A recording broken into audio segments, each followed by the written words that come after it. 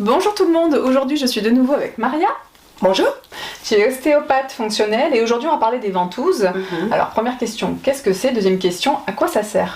Alors les ventouses, donc il y en a plusieurs sortes. Les ventouses, elles servent surtout à ces petites clochettes qu'on met sur la peau, sur les endroits où ils sont un tout petit peu denses, où ça ne circule pas et ça aide à décongestionner. Okay. En fait, on aspire, soit chaud, on met une petite flamme. D'accord.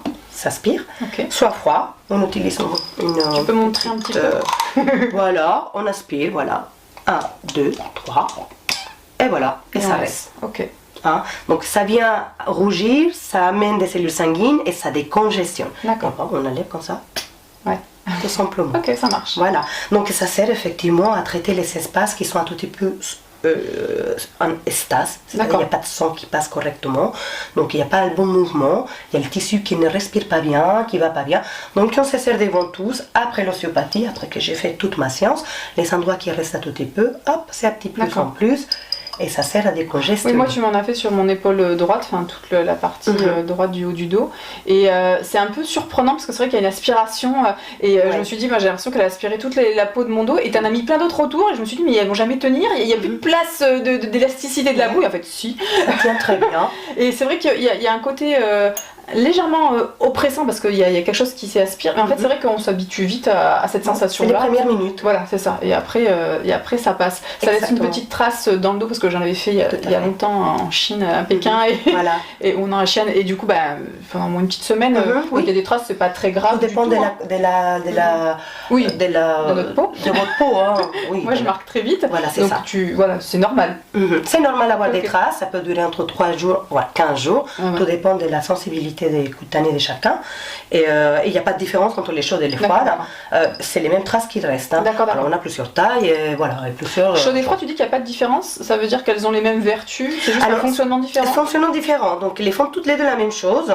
Mais moi je préfère par exemple utiliser la chaude pour faire du massage à la ventouse. C'est-à-dire que lorsqu'on a par exemple une détention sur tout le dos, je mets beaucoup d'huile parce qu'il faut la faire glisser, sinon elle ne glisse pas.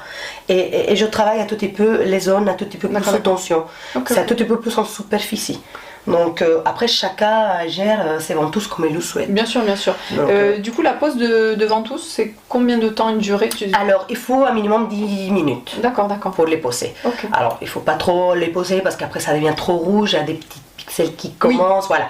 Donc 10 minutes ça suffit amplement pour les poser sur un endroit qui est... 10 pas plus, toi tu dirais en général ça suffit pour faire le job quoi. D'accord. Pour le faire le job ça suffit amplement. Oui, pour pas que ça dégénère avec des hématomes ou... Oui, non mais il n'y a pas vraiment un risque, sauf si quelqu'un prend un anticoagulant et là on ne pose pas du tout des ventouses. D'accord, c'est la contre-indication. Et les femmes enceintes et les enfants de moins de 10 ans, voilà, il y a des choses qu'on n'a pas le droit de le faire.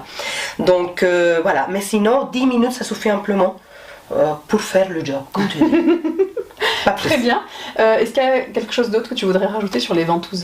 Alors, à part qu'on utilise aussi des ventouses qui sont un tout petit peu en silicone. Ça, on les connaît un peu plus, les femmes, parce que dans notre société, on nous dit que la cellulite, c'est pas bon. Effectivement, généralement, on les utilise pour les cellulites, mais moi, je m'en sers lorsqu'on n'utilise pas la chaude qui aspire davantage. Celle-ci, elle est beaucoup plus superficielle. On peut travailler, même on peut l'avoir chez soi. Et puis, j'imagine, sur un enfant, c'est plus facile peut-être de bouger sur un petit corps que d'avoir ce gros truc. Il vaut mieux ça pour l'enfant que la grosse qui va venir, voilà. Il y en a des toutes petites aussi pour celle-ci.